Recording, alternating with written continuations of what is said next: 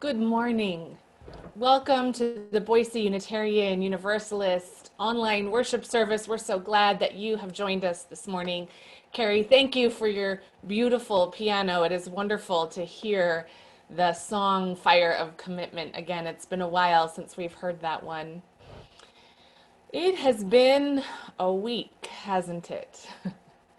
In all that is happening and swirling in our midst, I am grateful for the opportunity to be with all of you this morning.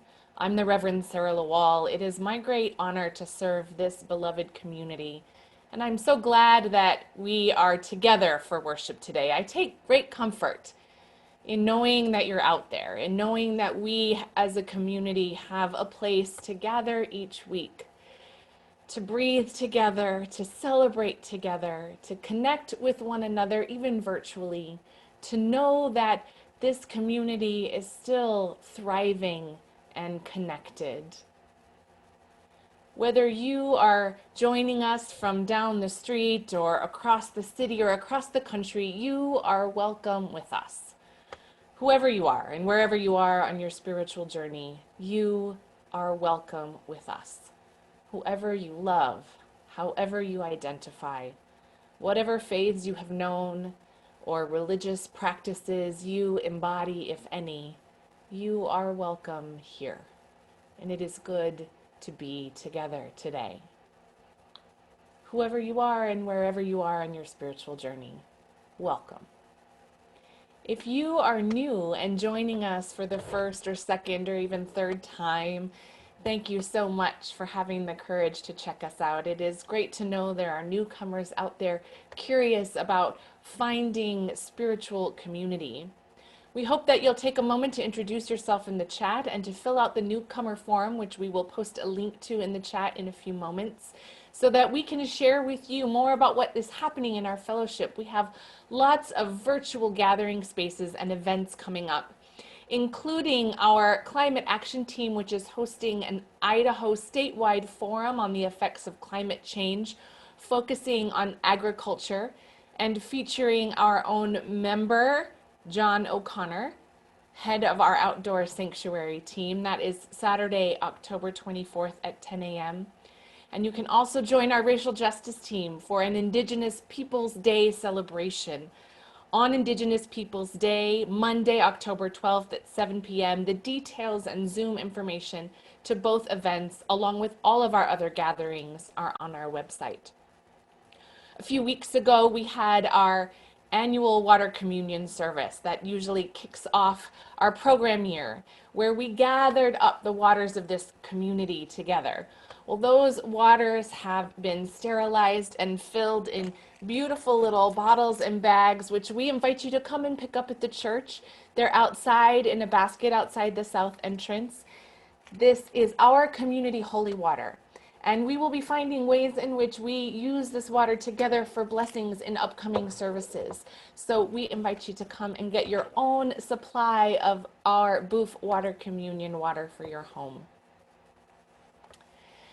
When we gather together each week, we take a moment to offer a land acknowledgement, a recognition that the land upon which our church and homes exist is the ancestral land of the Shoshone-Bannock peoples and the Paiute tribes who inhabited a vast region, including much of Idaho. We also acknowledge the ancient tribes, whose names have been lost in history. We offer this acknowledgement as a recognition of the longer history of the land long before colonization. We offer it as an uncomfortable truth. And in our discomfort, may we move through the world bringing justice in every way that we can, listening to the truths spoken to us by Native peoples, making space for them to re-inhabit this place, and giving them back the resources they need to heal their communities. Offering a land acknowledgement and pushing ourselves to bring forth a future that undoes the harm of the past is deeply rooted in our Unitarian Universalist theology and identity. Unitarian Universalists have been part of every major social justice movement in U.S. history, from abolition, women's suffrage, civil rights, migrant rights, LGBTQ rights, climate justice, racial justice, and so much more. Unitarian Universalists have a legacy of working to expand democracy and to shape a world in which all people are free and flourishing. Today's worship service comes to us from our national UU the Vote campaign. This campaign began almost a year ago to bring together national justice partners, statewide partners, and local congregations on a large scale to move faith communities into new and deeper action with electoral engagement and voter mobilization. The aim of this campaign, our campaign, is to help us strengthen our relationships and build direct democracies and beloved communities for the long haul. Today we'll hear from Unitarian Universalists that have been working on this campaign with a homily from our UU Association President, the Reverend Frederick-Gray. In our faith tradition, we are committed to living out our values in the world. The work we are already doing here with our partners in climate justice, racial justice, and housing justice connects deeply to this work. And many of you I know have already been phone banking, sending postcards, attending the daily State Street rally, registering voters. All of this is how we UU the vote, how we vote love and bring our UU values not only to the polls, but into all areas of our lives. Our conversations, our encounters with friends, with neighbors, with family, and in how we show up for one another. Our national UU the Vote team has launched major efforts in key battleground states, phone banking, texting, writing to help register and mobilize voters to vote with a goal of connecting 2 million people before the election. They've produced videos and webinars and toolkits to support congregational organizing and post-election responses. And they will share with us today ways we can get involved in the action between now, Election Day, and in the weeks and months that follow. As part of our commitment to this collective effort on behalf of Unitarian Universalism, today's offering will be a special collection for our UU the Vote campaign. We will have a special time in the service to make our gifts, but you can make your gift anytime by going to uuthevote.org/give.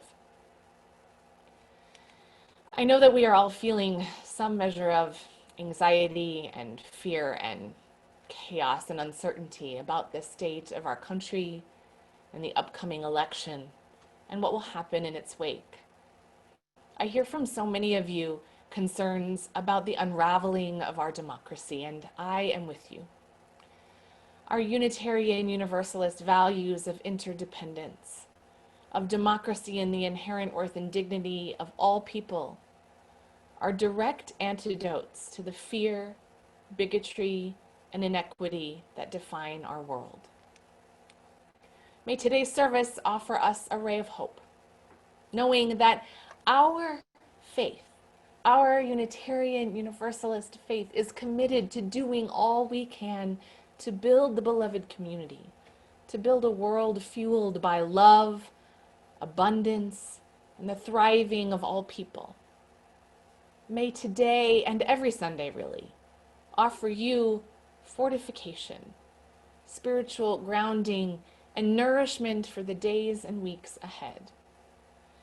May we always remember that we are connected to one another, to this wider community of faith and justice, to the interdependent web of all existence, filled with the fire of commitment. May we remember we need one another to survive. We're grateful for the team that is supporting today's service, for those who work behind the scenes all week to support all the little details that make our services not just possible, but moving and inspiring.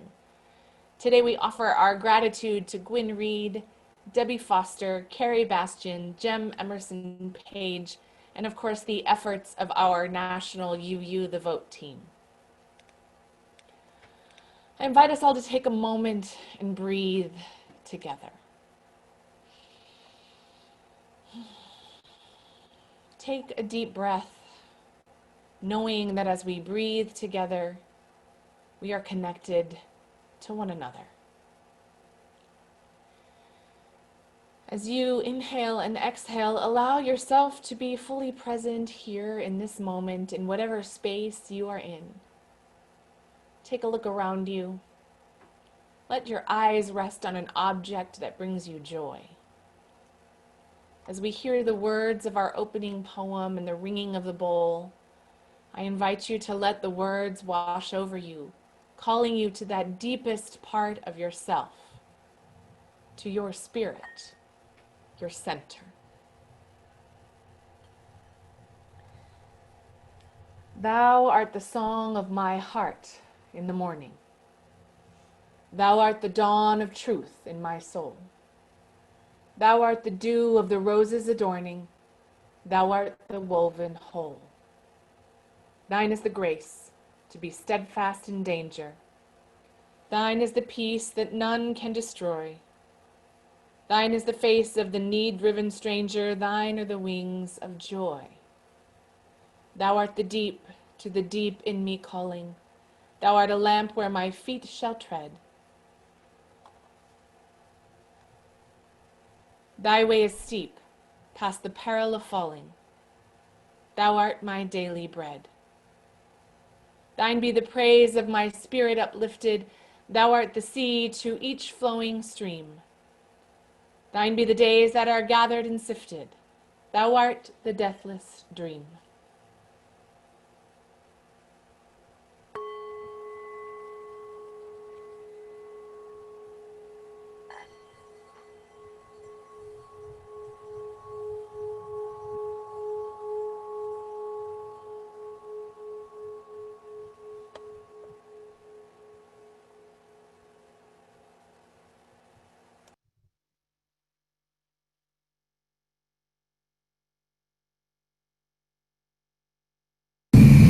Please join me in singing hymn number 131, Love Will Guide Us.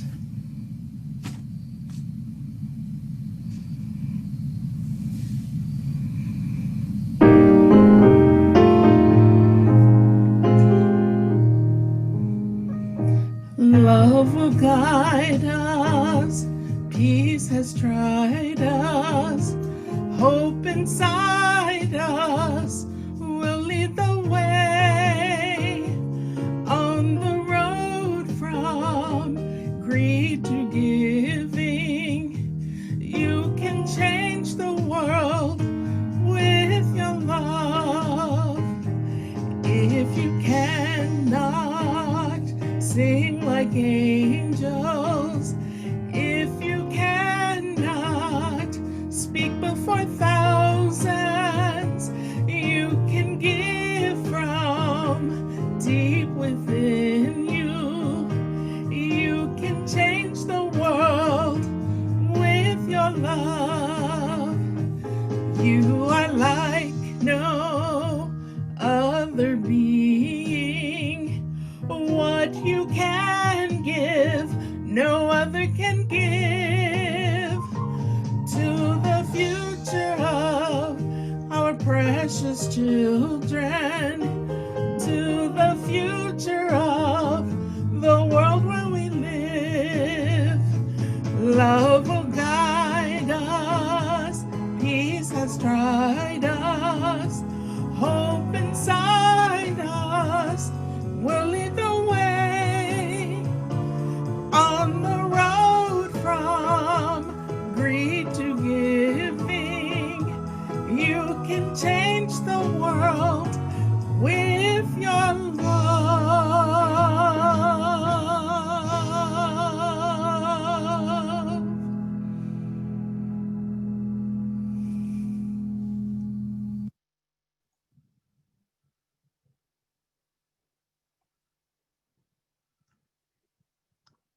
Each week, we light our flaming chalice, a symbol of our free faith, a beacon of hope, love, and justice.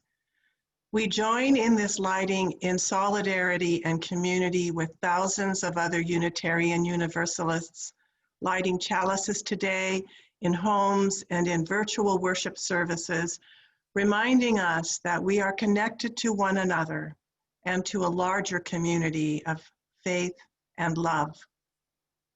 We welcome back our young chalice lighters who ground us in our hope for a brighter future, even in the darkest of times. If you have a chalice nearby, you are invited to light it with our young chalice lighter, Jax Alvarado. As they light the chalice from their home, you are invited to share in the chat where you have lit your chalice this morning.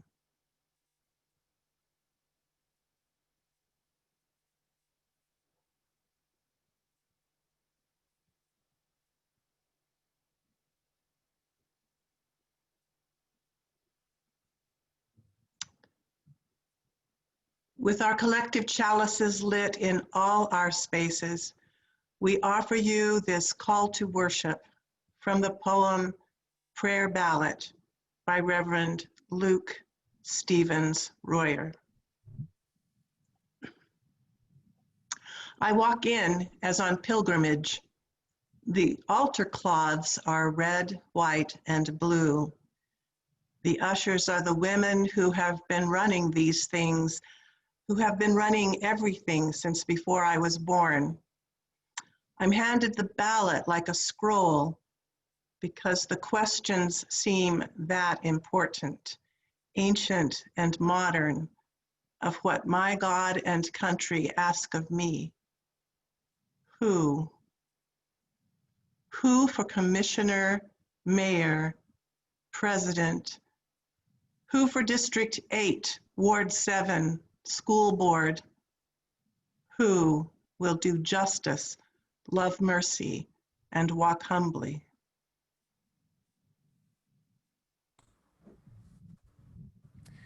I make my mark with at least a shred of hope that something good will come from this.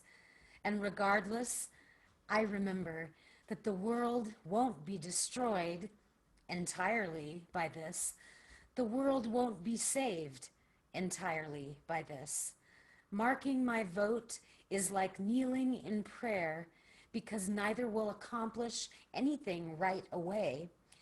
But the purpose of both is to remind me of my deepest hope for the world that I am trying to help create.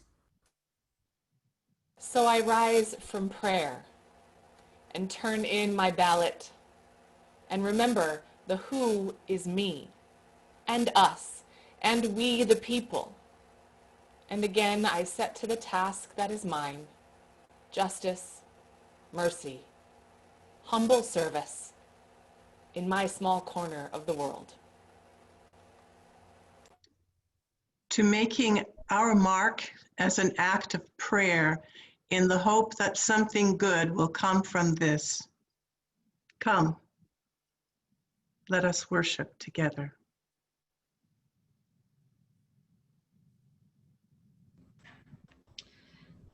I invite listeners of all ages to cozy up for our Time for All Ages this morning. We'll listen to a story and we'll ask each other big, wondering questions.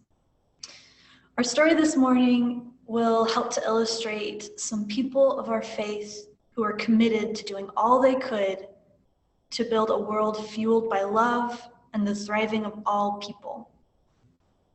Frances Ellen Watkins Harper lived over 200 years ago, and she spent her life planting many seeds for justice and helped build a community with many people around this work. She listened deeply to her community, which is our theme for this month, and she used her voice to call others to awareness and action around injustice. The right to vote for Black women was one tool for that fight against injustice that she advocated for. So I'm going to use biography info from Jessica York, Polly Peterson, and Kenny Wiley, as shared on our UUA website and in the UUA world. So if you want to learn more about Frances Harper, then you can go look that up.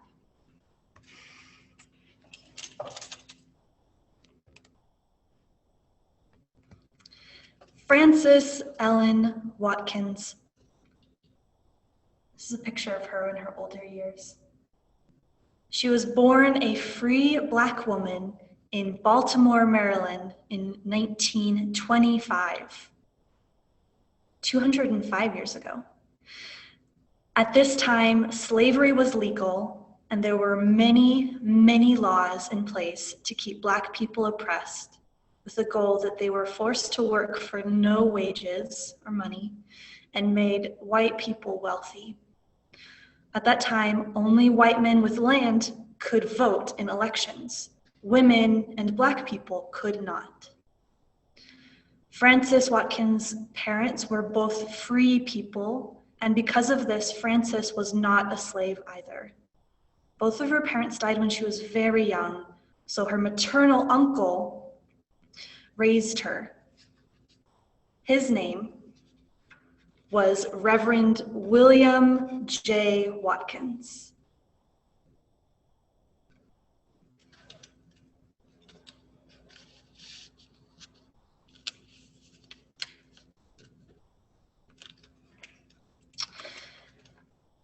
William J. Watkins was a minister with the African Methodist Episcopal Church. He was a teacher and an abolitionist. An abolitionist at that time was someone who believed and fought for the end to slavery, the imprisonment and exploitation of Black people. This is a really big idea for this time.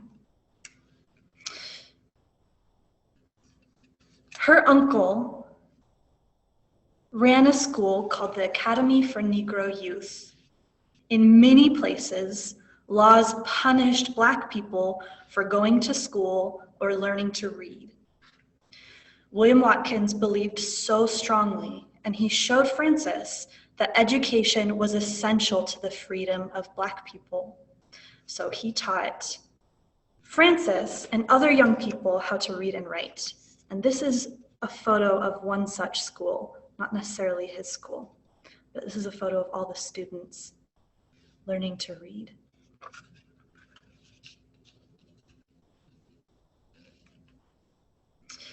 Frances herself was an avid reader, and soon she became known as a writer too. By the time she was 21, she had written enough poems and essays to publish a small book. She was one of the first African-American women to be published here in the United States. In 1850, Frances was 25 years old. The Fugitive Slave Law was passed. Here's a newspaper article headline. It says, read and ponder the Fugitive Slave Law. And then under here it says, which disregards all the ordinary securities of personal liberty, which tramples on the Constitution by its denial, blah, blah, blah. So this is an opinion headline about the Fugitive Slave Law. It became dangerous to be free and Black in Maryland and other states that had slavery because slave owners could claim any Black people were runaway slaves, and they would arrest and force them into slavery. One such story was really powerful for Frances, and it resulted in a young man dying, and she said, upon that grave, I shall fight this fugitive slave law. That's not an exact quote. William Watkins, her uncle, was forced to close his schools. He moved to Canada, but Frances, again, she's 25, moved to the free state of Ohio, where there was no slavery. And she taught other people how to sew. And she moved to Pennsylvania. She taught some more, but she also worked on running the Underground Railroad, which was an organization of mostly free Black people to shepherd escaped Black people from slavery to freedom. Here is a quilt showing an image of Harriet Tubman leading fugitives.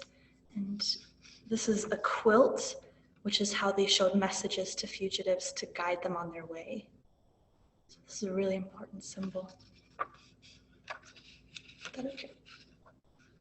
No, put that down here. Frances also lectured all around the country with the State Anti-Slavery Society of Maine. She married Fenton Harper, so that's how she got a four-name name. And he already had 3 children, and together they had a daughter, but he died 4 years after their marriage, and she cared for all 4 children, all while doing an extensive lecture tours and organizing with several different really big progressive organizations. She joined the First Unitarian Church in Philadelphia, and this is what her church looked like at the time. This is the building that she would walk into to hear her minister preach and to teach young people and to form community. This was her faith home. She felt at home with the church's liberal beliefs.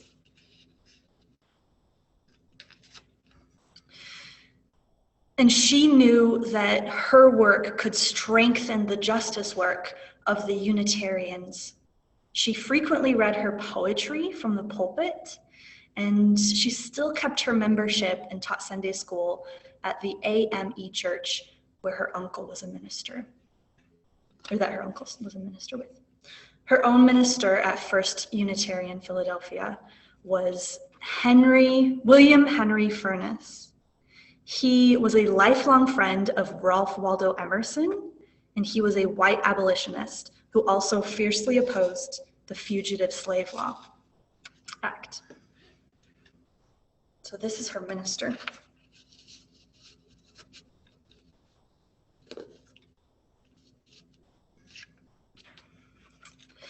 At one point, President Buchanan's administration considered trying to convict him of treason for his work against the Fugitive Slave Act. So this is who she's going to church with. In her lectures and letters to friends, which she wrote many, many, many of those, she shared her liberatory theology, which is the moral big ideas that informed her actions. She called on people of faith to resist the status quo and to embrace a radical liberatory Christianity. Because at that time, Unitarianism was a Christian faith. Harper saw that there was much work to be done, and she did all she could to defend, support, and educate the newly freed Black people, considering she lived during the Civil War and she was alive to see the implications of the Emancipation Proclamation, which made slavery illegal. I don't know if that's the right way to phrase that. She put her hand toward the rights of Black women and the right of all women to vote. Here's a picture, Votes for Women, with several very prominent Black women who fought for the right to vote. Put that up here.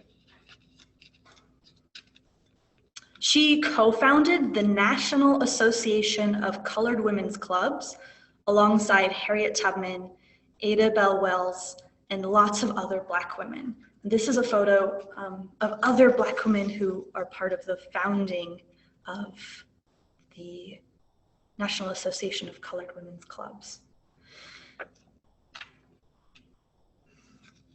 Let me stick her up here. These are some very important women. They wanted to serve and support Black women and families, and they sought political power through the right to vote, and safety through anti-lynching laws and an end to the convict leasing system or forced prison labor. Whenever she could, she sent money to fugitives and those helping to free them to help find them freedom. She shared her income really generously, and when her friends started kind of protesting, she said, in the first place, I am able to give something. In the second place, I am willing to do so. She also supported a movement called Free Produce, which encouraged people to boycott all products tied to slave labor. She would not use or buy cotton or sugar because that was farmed by enslaved people. There are lots of different ways that her fight against injustice showed up, from her food to her family to her community. She died in 1911, before the 19th Amendment gave women the right to vote. This was the cause she worked really hard to bring about, that she understood that her labors might bring freedoms she would never enjoy. She said, apparent failure may hold in its rough shell the germs of a success that will blossom in time and bear fruit throughout eternity. To her, helping humanity was a sacred calling, and she felt blessed to be able to do it. The racist rhetoric of her day was ugly, and white people who harmed or even murdered Black people went unpunished. Mrs. Harper shone a light on injustice so that others might see it more clearly, but she remained confident that someday there would be liberty and justice for all. My pictures are sliding. I wonder, what stands out to you most about Frances Ellen Watkins Harper's story? What seeds did she help plant that we've seen blossom? And what are some seeds that she planted that we still need to tend to? A big part of Mrs. Harper's story is how she listened to her community and how she used her own voice to call for change. Whose big ideas do you listen to? And who listens to your big ideas? Mrs. Harper cared about the injustice and harms that her family and neighbors endured and focused on doing what she could around that. What problems do your neighbors and loved ones face? In what ways do you act as a helper? Children are invited to join me in our children's chapel, which is a Zoom room designed specifically for interactive worship for preschool through 5th grade young people. The Zoom ID will appear on your screen, and adults, I invite you to sing the children on their way. Thank you.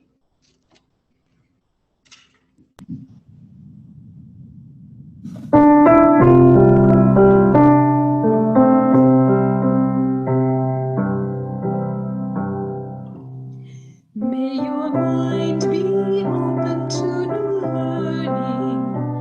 May your lips bring truth into the world. May your heart know love and your hands do the work of justice as you go your way in peace. As you go your way in peace.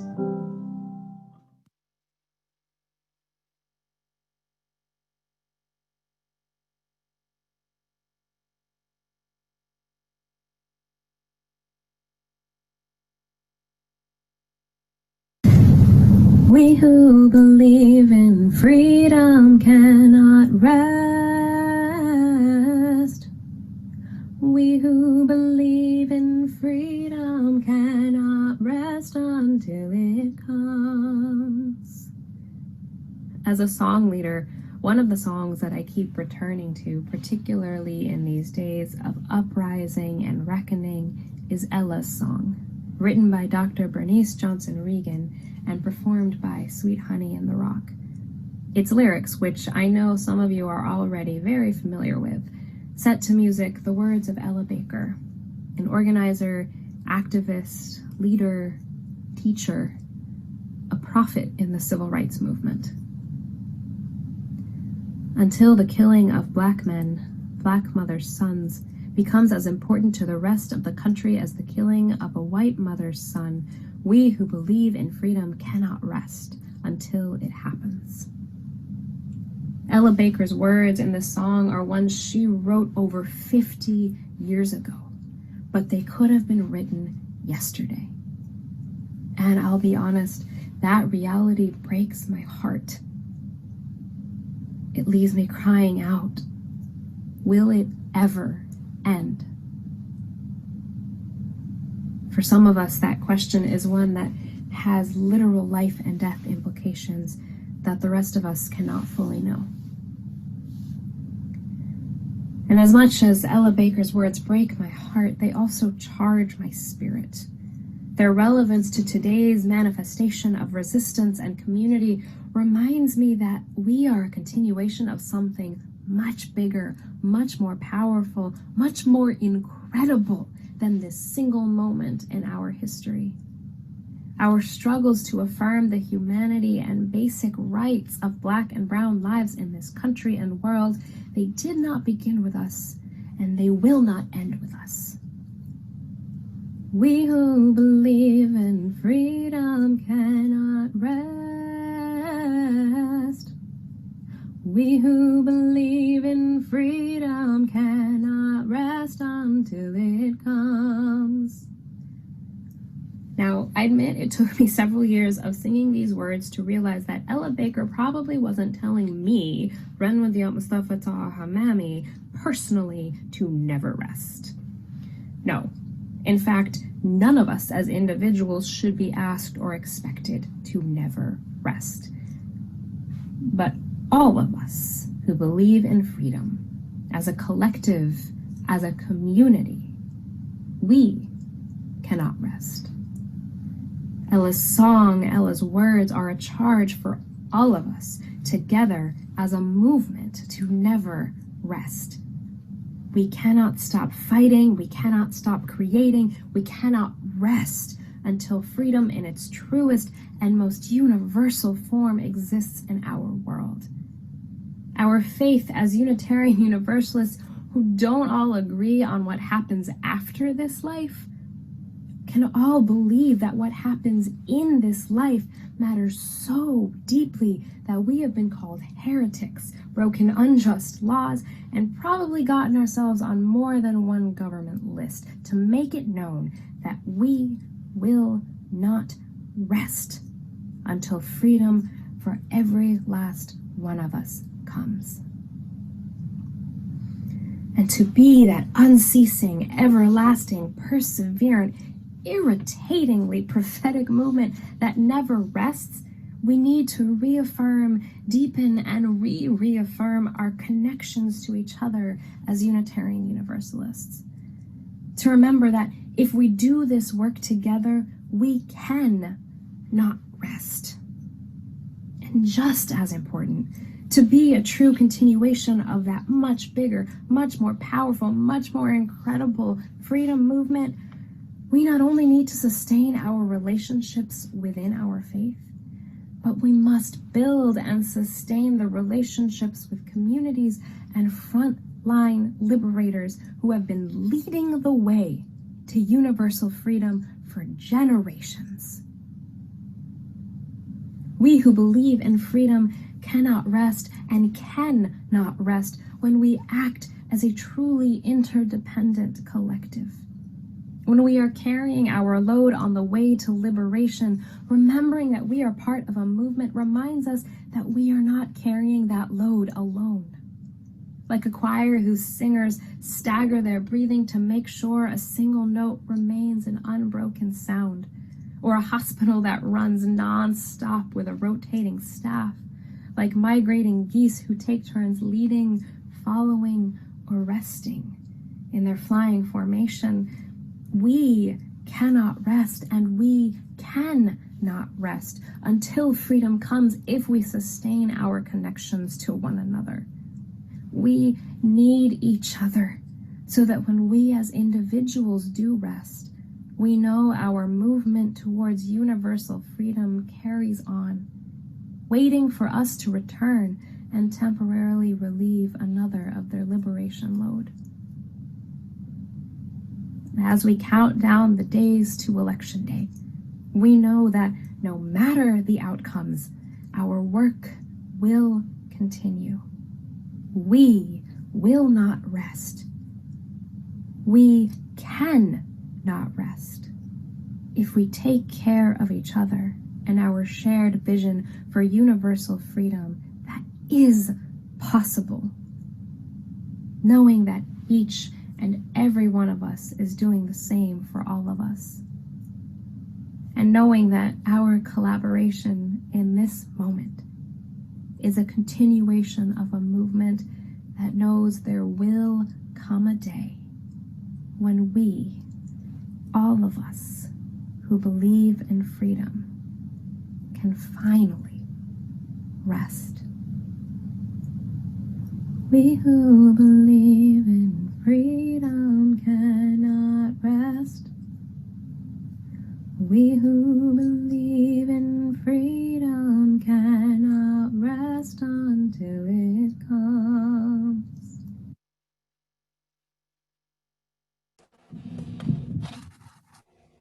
Amen to that. Amen to the quest for universal freedom and liberation for all people. I love the idea that we, Unitarian Universalists, are an irritatingly prophetic movement.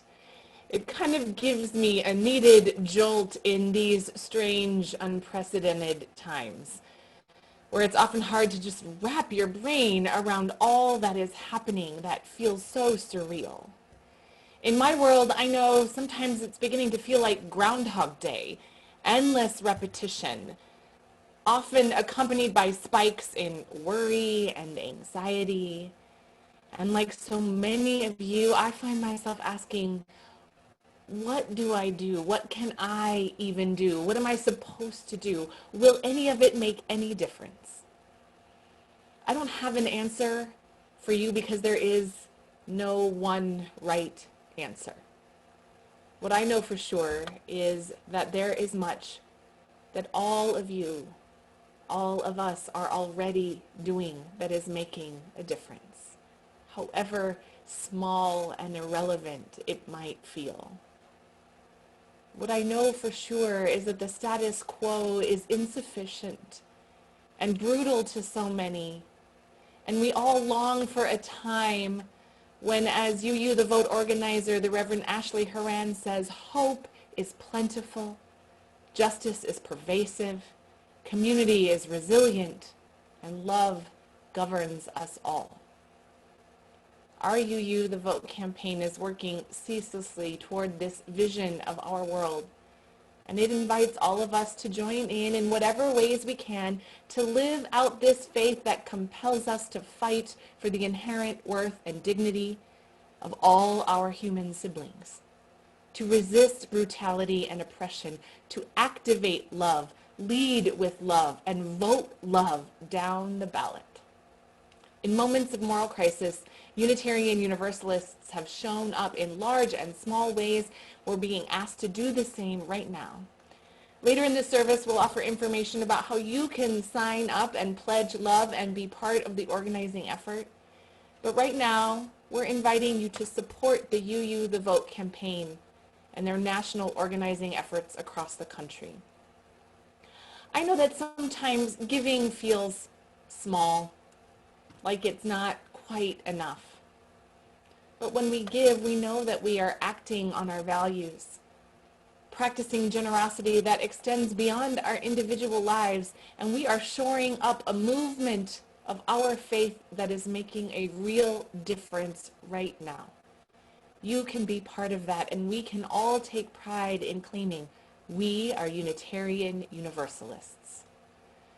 To participate in today's offering collection for UU the Vote, please go to uuthevote.org/give, or you can text VOTE LOVE to 91999. Thank you for your generosity. Our offering will now be received.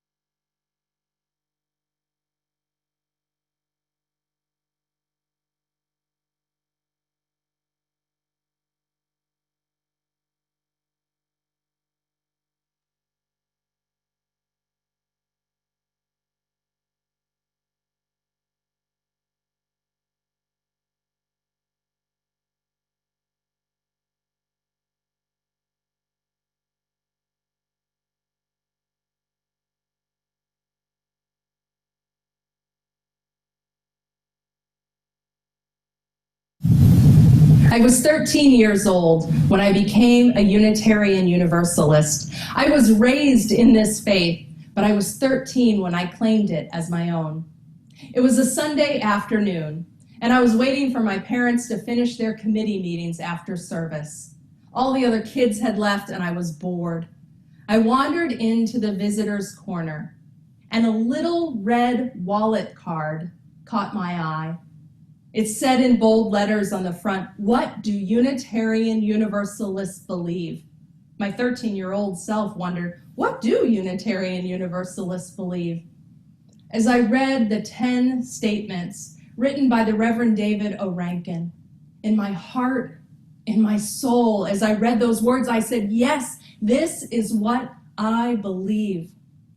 One phrase in particular planted itself in me like the deepest truth, and I never forgot it. We believe in the motive force of love. It was in that moment when I knew that this was my religion. I start with this story to ground the work of UU the Vote in our theology, which is its foundation and its inspiration. This year marks the 250th anniversary of what we celebrate as the beginning of universalism in the United States. It was on September 30th, 1770, that Universalist John Murray preached his first sermon on this continent. And the truth that I read in that little red wallet card, the truth I've never forgotten, is the message of universalism. 250 years ago, in the context of religious notions of God rooted in punishment, damnation, and the division of humanity between worthy and unworthy, saved and damned, the idea of universal salvation, that God's love is unconditional, that no one is cast out, and that salvation is not individual but collective, was radical and liberating. Universalism proclaimed that humanity was bound together in a common destiny, and that love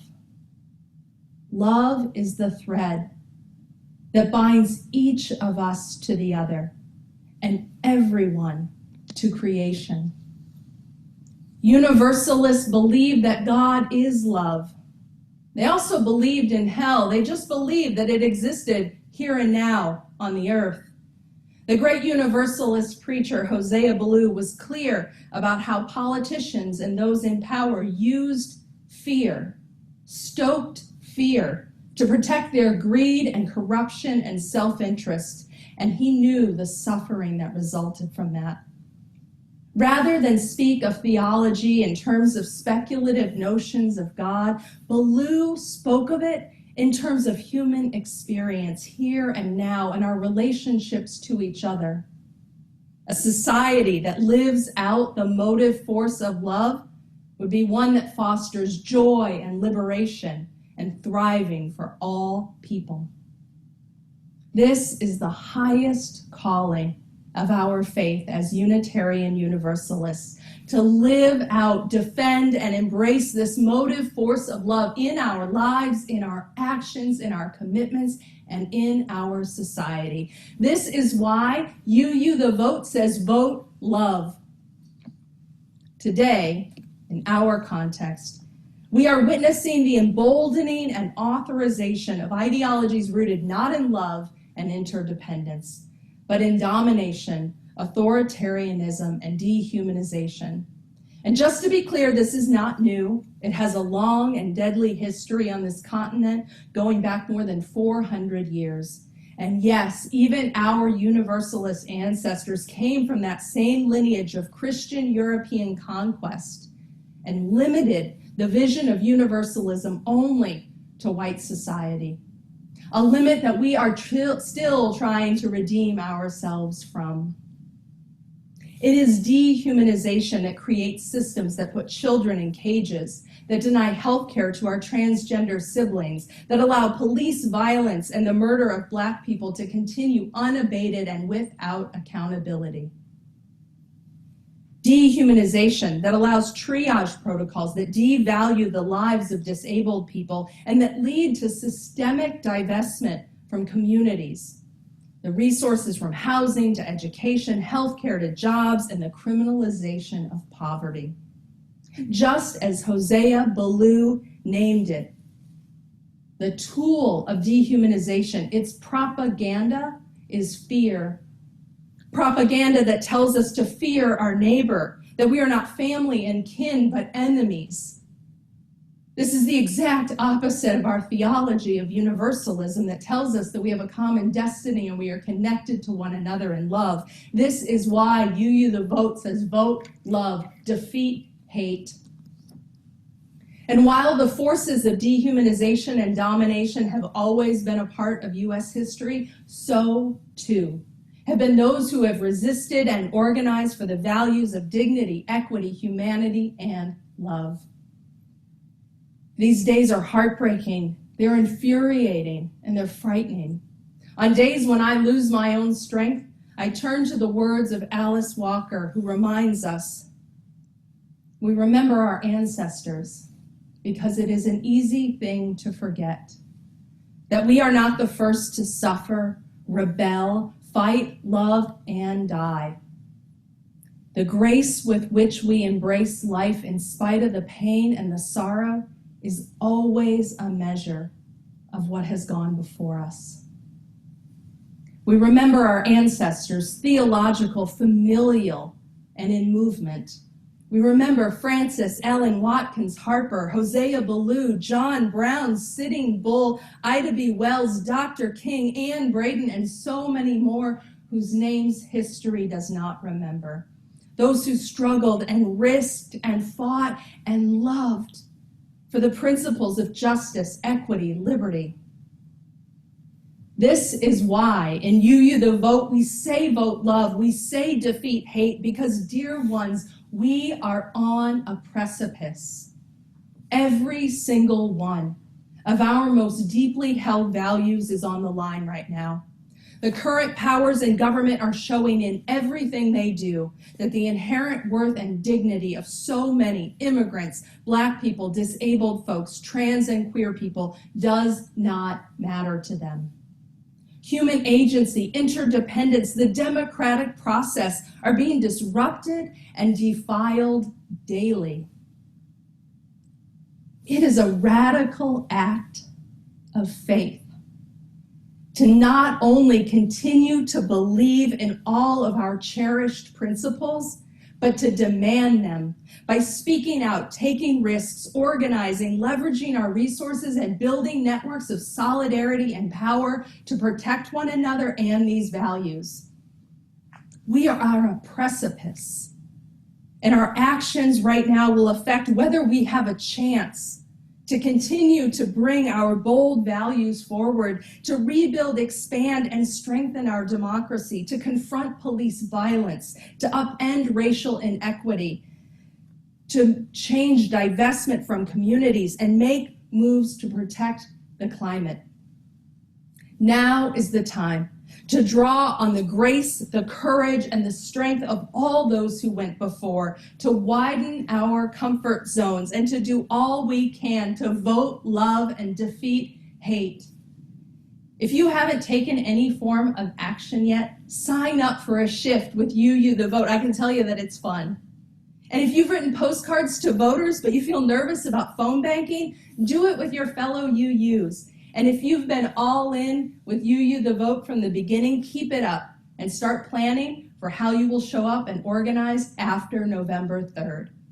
Because democracy will not be restored in one election. It's been under systemic attack for decades, and justice will not roll down like waters in one election. Voting matters. It's absolutely critical, but it is not the end. It is just one piece of the long haul work of organizing for a future where all are free and where all can thrive.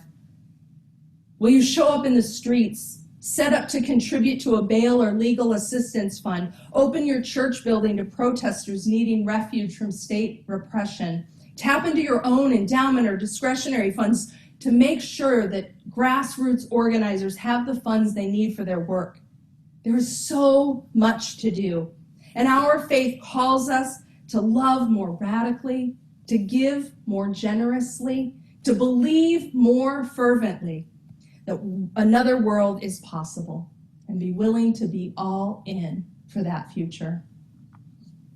As you've heard me say many times before, this is no time for a casual faith, no time for a casual commitment to what you hold most dear.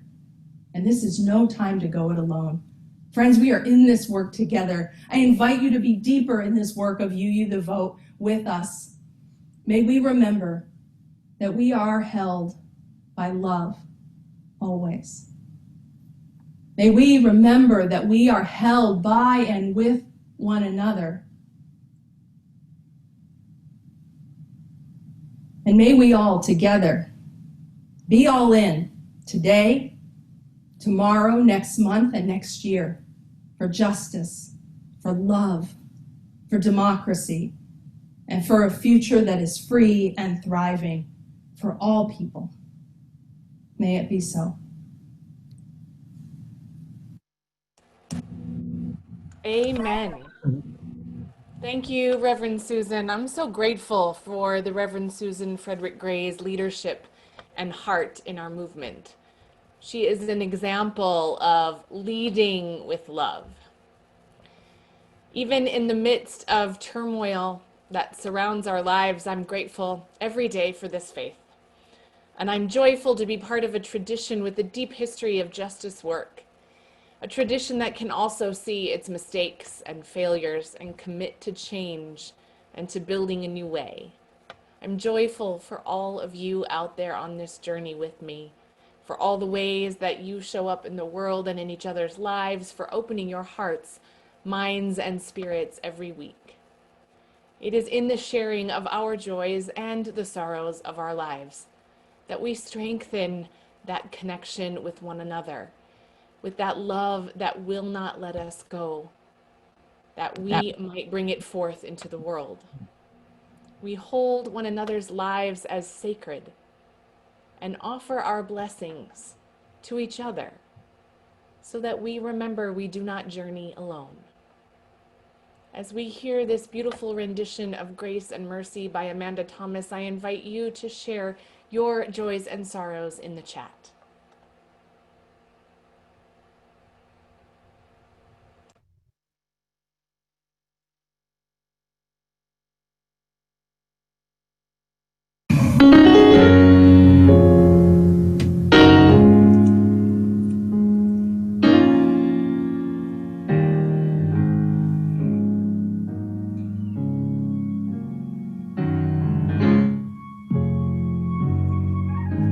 Was grace and mercy brought me through.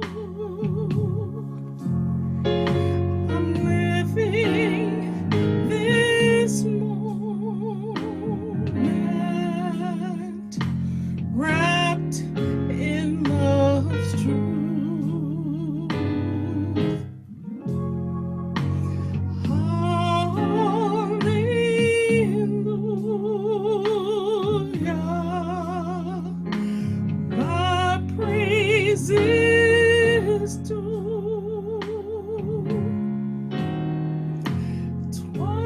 Grace and mercy brought me through. 'Twas grace and mercy brought me through. I'm living this moment wrapped in love's truth. Hallelujah.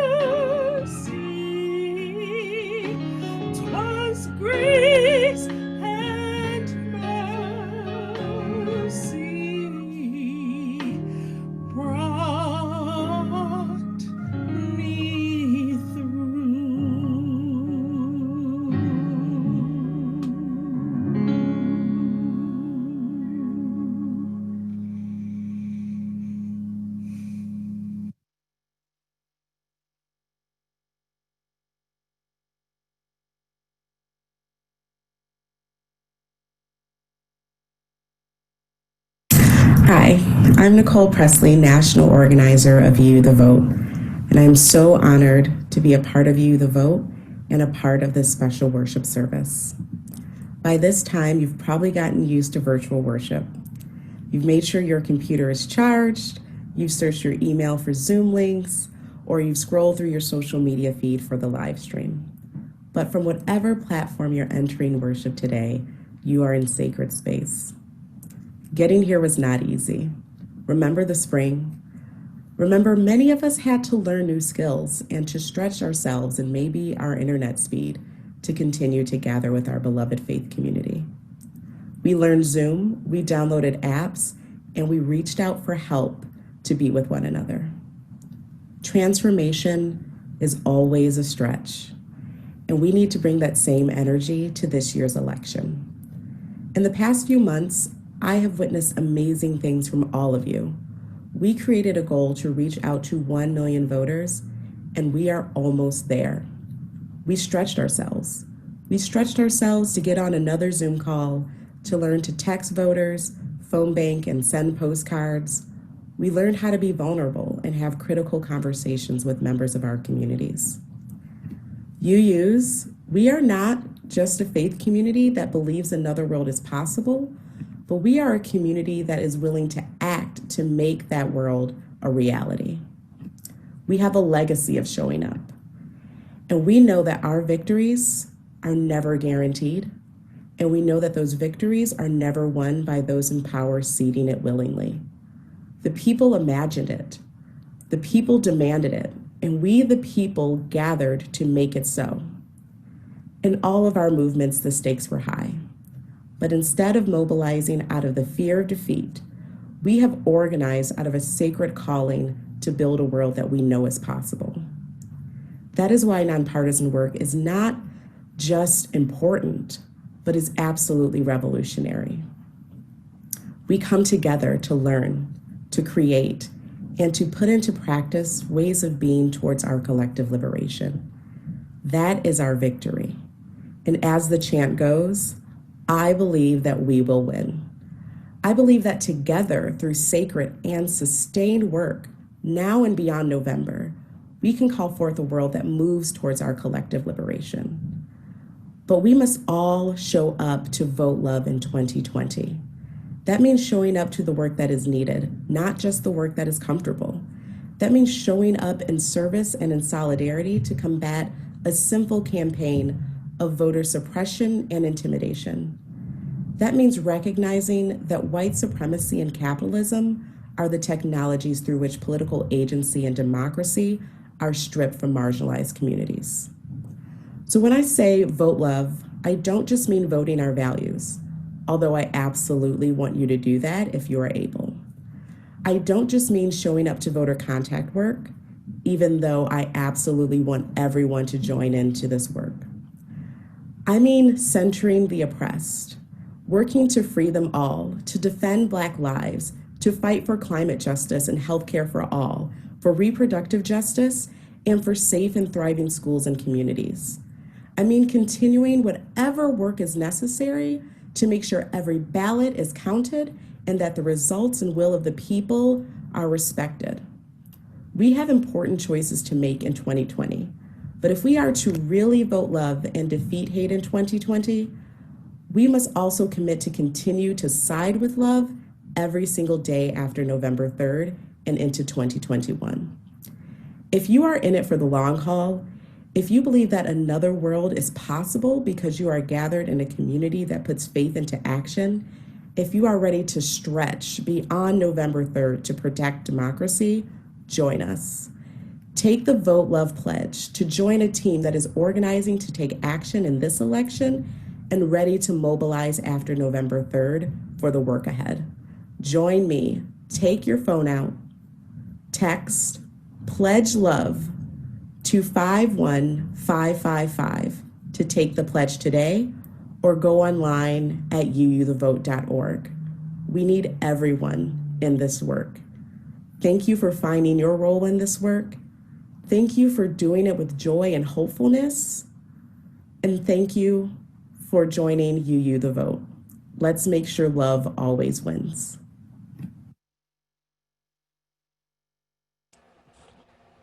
Amen to that.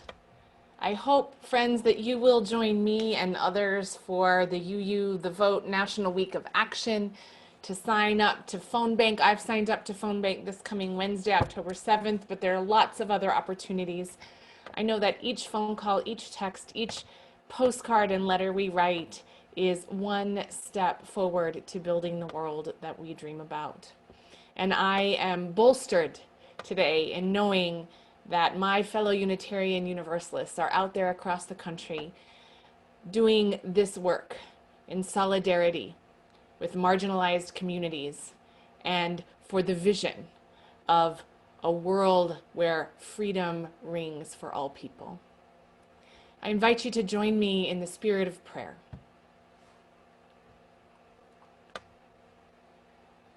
Spirit of life and love, God of many names and no name, holy mystery. We are indeed on a precipice. We sense the gulf below widening on the edge of uncertainty and fear. We feel the call of the world, of our nation, the call of hope and love, of justice and equity rising up. We cannot turn back. Deep inside, we know we are the way through. May we turn instead to one another, to that defining commitment to our shared humanity, to our interdependence, to our collective thriving. May we draw upon the deep wells of grace and courage and love that rests within each one of us, that tells us, yes, we can, and we are stronger together. May we find that force of love that resides within us, beckoning us to build a new way. May we be vessels of comfort and compassion. May we be vessels of peace and justice. May we be vessels of hope and healing. May love prevail. In the name of all that is holy, we pray. Amen. Let us join together in singing, if you choose, our closing hymn, Building a New Way, brought to us by the Unitarian Universalist Society of Grafton and Upton.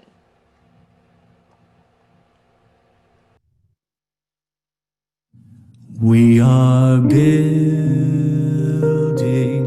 a new way. We are building a new way. We are building a new way, feeling stronger every day. We are building a new way.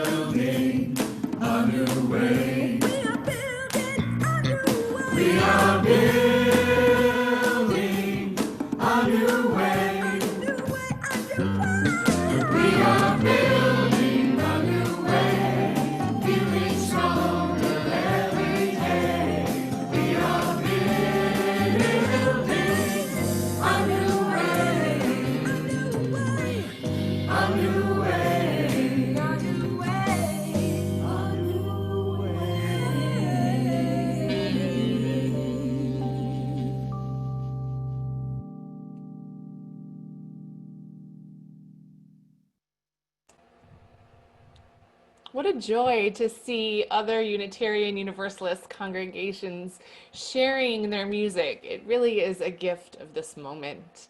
We are building a new way together. Friends, I invite you to place your hands over your heart for our closing blessing. May we keep building this new way together. May we find strength in community, joy in the simple moments, gratitude for this fierce, unwavering faith, calling out to vote love, defeat hate. Blessed are we all. Go in peace.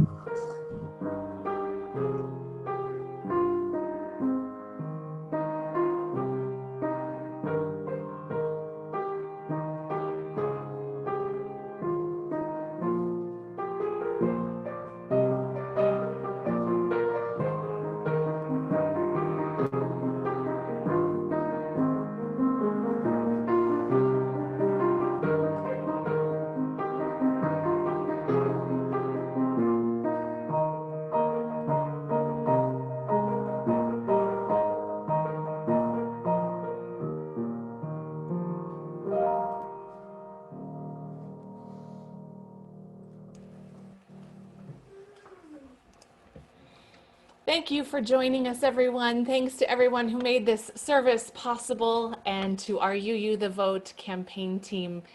Stay tuned. We are about to set up our breakout rooms for our virtual coffee hour where we invite you to chat with one another, to introduce yourself to folks you don't know very well, and to share what was meaningful for you about